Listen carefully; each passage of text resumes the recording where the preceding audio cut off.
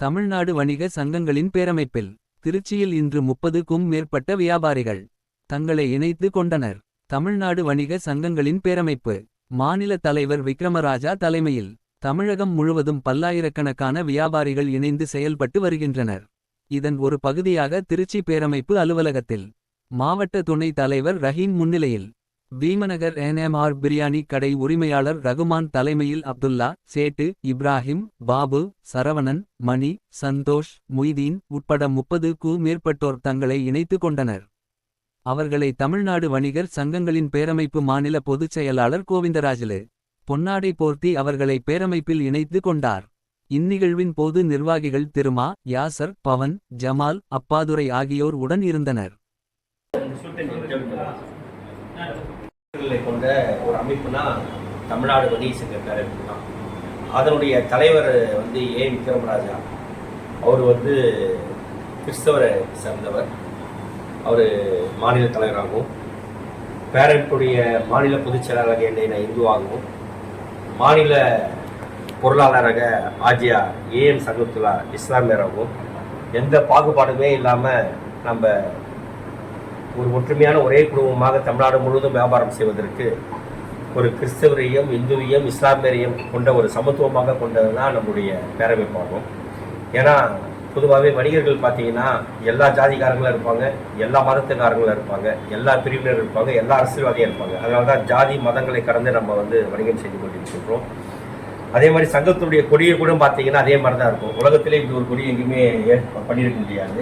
இந்த கொடி நம்மள்கிட்ட மட்டும்தான் இருக்கும். கிறிஸ்தவரை குறிக்கிற விதமாக வெள்ளையும், இந்து குறிக்கிற விதமாக மஞ்சளும், இஸ்லாமிய பச்சையும், கிறிஸ்தவ குறிக்கிற வெள்ளையும் சேர்ந்து மூவாட்டம் குறிக்காமல் நம்ம இந்த கொடியை வச்சுருக்கோம். அது மிகப்பெரிய இது. முதலமைச்சரோட உட்காந்து பேசும்போது கூட சொன்னார், இப்படி ஒரு கொடியை நீங்கள் ஏற்படுத்தியிருக்கிறீங்க அப்படின்னு சொல்லி ரொம்ப பெருமையாக சென்ற மாநாட்டில் நம்ம செஞ்சாங்க. நம்மளை பொறுத்த வரைக்கும் ஜாதி மத அரசியலுக்கு அப்பாற்பட்டு அமைப்பாக தான் நம்ம செயல்படுகின்றோம். காரணம் பார்த்தீங்கன்னா 36 லட்சம் வணிகர்கள் என்பது அகில இந்தியாவில் பெரிய சங்கமாகும். அதனால தான் அகில இந்திய தேசிய துணைத் தலைவராக இந்தியாவில் 3 துணைத் தலைவர்கள் தான் இந்திய அளவில். அது எந்த ஆட்சியாக இருந்தாலும், அது பிஜேபி ஆட்சியாக இருந்தாலும் சரி, காங்கிரஸ் ஆட்சியாக இருந்தாலும் சரி, மேலே மத்திய அரசு பேசுகிறதாலும் நம்மளோட தமிழ்நாடு வணிக சங்க பேரக்கூடிய நிர்வாகிகள் கலந்து ஆலோசனை வைக்காமல் எந்த ஒரு முடிவும் எடுக்க முடியாது. நம்ம 39 வணிக தினம், மே 5 வணிக தினம் மாநில மாநாடு ஒவ்வொரு வருஷமும் நம்ம நடத்துவோம்.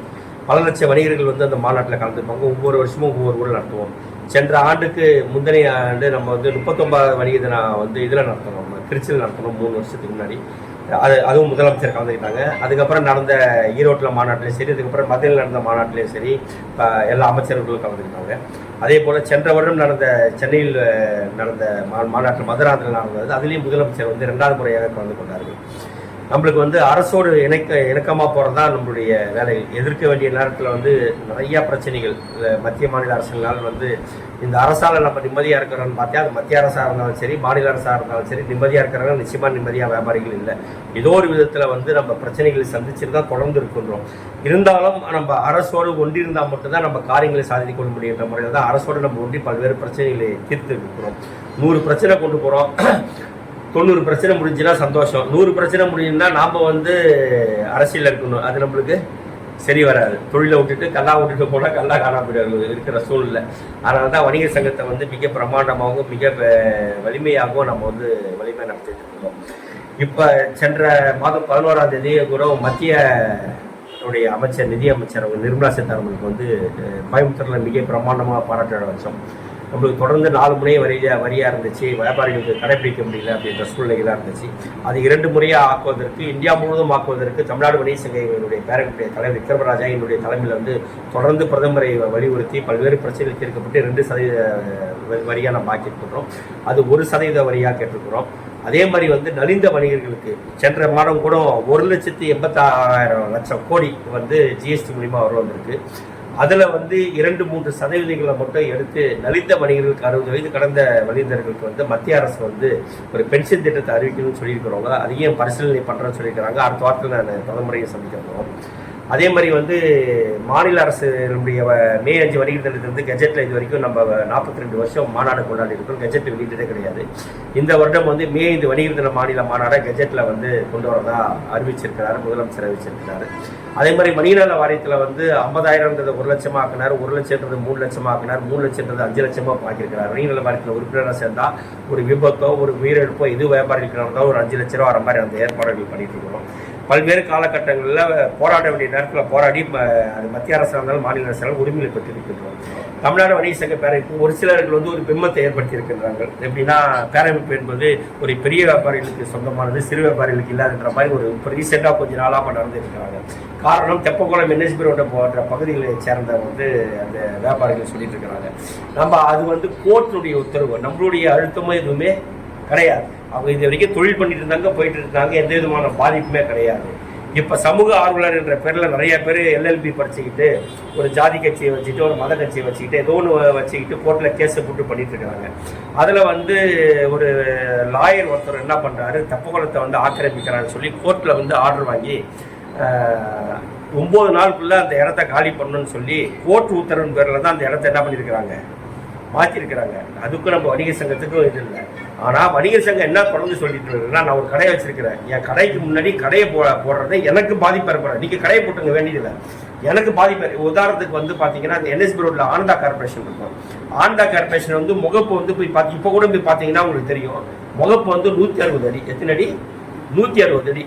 அந்த கடை ஓனர் சரக்கு கொண்டு போவதற்கு வெறும் 6 அடி மட்டும் தான் விட்டுருப்பாங்க. எத்தனை அடி? 6 அடி.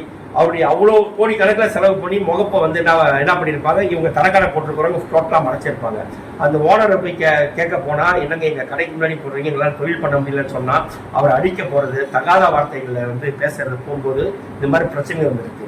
அதுக்கப்புறம் இந்த கடைக்காரங்க எல்லாமே வந்து கோர்ட்டுக்கு போனோன்னே கோர்ட் வந்து ஒரு முடிவு இருக்குது. என்ன முடிவு இருக்குதுன்னா, வெண்டிங் கமிட்டி ஒன்று அமைங்க. எந்த ஏரியாவில் திருச்சியில் வந்து கடை போடலாம் தரக்கடை, எந்த ஏரியாவில் தரக்கடை போடக்கூடாதுன்றது முடிவு எடுக்கணும்னு சொல்லி ஒரு வெண்டிங் கமிட்டி அமைக்கிறாங்க. அந்த வெண்டிங் கமிட்டியை தேர்ந்தெடுக்கிறதே யாரு? அவங்க தான், தரக்கடைக்காரங்க தான் இதுக்கு தலைவர், செயலாளர், பொருளாளர் 2 பிரிவாக தேர்ந்தெடுக்கிறாங்க. அது வந்துடுறாங்க. அந்த வெண்டிங் கமிட்டியில் நானும் இருக்கிறேன். அப்போ வந்து கோர்ட்டுடைய உத்தரவுகள்லாம் காமிச்சு, கார்பரேஷன் கமிஷனர் எல்லாமே உத்தரவுகள்லாம் காமிச்சு, இந்த மாதிரி வந்து கோர்ட் உத்தரவு வந்து தெப்பக்குளத்தை காலி பண்ணுங்க, உங்களுக்கு மாற்று இடம் தரேன்னு சொல்லி மாற்று இடம் தந்தாங்க. அவங்க காலிப்பட்டு போயிட்டாங்க. NSB சாலையும் இதே தான். அது வந்து சுற்றுலாத்தலமாக வந்து முன்னாடியே வந்து சென்ட்ரல் கவர்மெண்ட் ஸ்கீமில் வந்து நிறையா பணம் அந்த தெப்பக்குளத்தை அழகுபடுத்துறதுக்காக ஒதுக்கியிருக்கிறாங்க. NIB சாலையில் வந்து முன்னாடிலாம் வெளிநாட்டிலேருந்து மலேசியா, சிங்கப்பூர் போன்ற வெளிநாட்டிலேருந்து நிறைய பேர் அந்த கோயிலுக்கு வருவாங்க. மக்கள் வந்து அந்த NSB ரோடு தான் திருச்சியில் மையப்பகுதியாக இருந்துச்சு. ஆனால் இப்போ பறந்து எல்லா இடமும் என்ன ஆயிடுச்சு, வளர்ந்துருச்சு. அதனால அந்த பகுதிக்கு வந்து வெளிநாட்டு மக்கள் வர்றது கம்மியாயிடுச்சு. அதுவும் கோர்ட் உத்தரவு பிரகாரம் தான் என்ன பண்றாங்க, அந்த சாலையை நான் வெண்டிங் கமிட்டி அந்த கடை போடக்கூடிய தகுதியான இடம் கிடையாது, வெறும் போக்குவரத்துக்கு மட்டும். ஏன்னா மொத்தமே 25 26 அடி ஏதாவது ரோடே உங்களுக்கு அதை ஆக்கிரமிச்சிருக்கிறாங்க, பண்ணணும்னு சொல்லியிருக்காங்க, கோர்ட்டு பண்ணியிருக்கிறாங்க.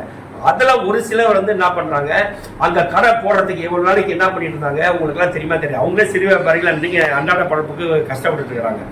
அவங்கள்ட்ட 50,000 ரூபாய், 1 லட்ச ரூபா, 2 லட்ச ரூபாய் பணம் வாங்கிட்டு, நீ போடு நான் வரதை பாத்துக்கிறேன், நீ போடு நான் வரதை பாத்துக்கிறேன், பல லட்ச ரூபாய் கோடிக்கணக்கான ரூபாய் ஏற்ற வாங்கிட்டாங்க.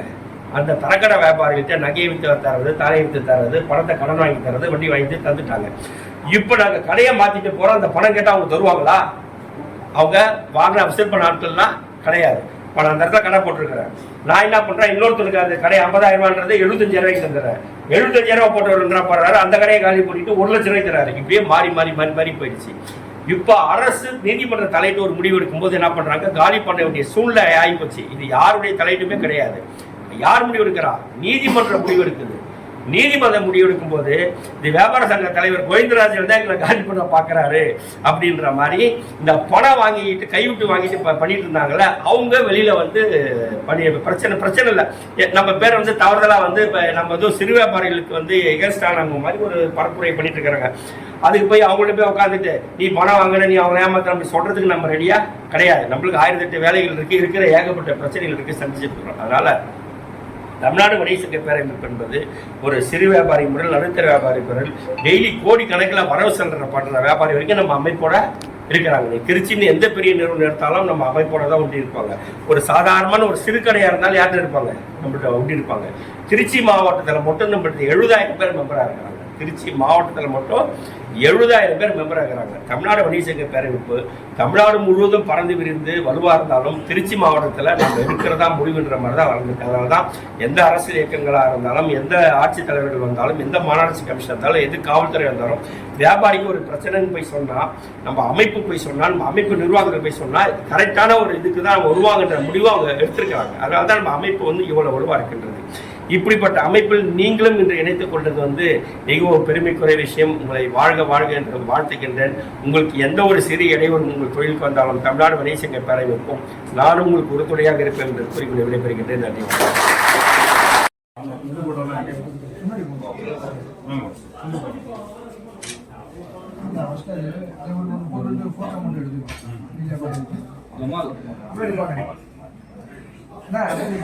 ஒரு 5 பேர் வரட்டு, 2 பேர் வரட்டு. கவரா அப்படியே பாட்டுங்க.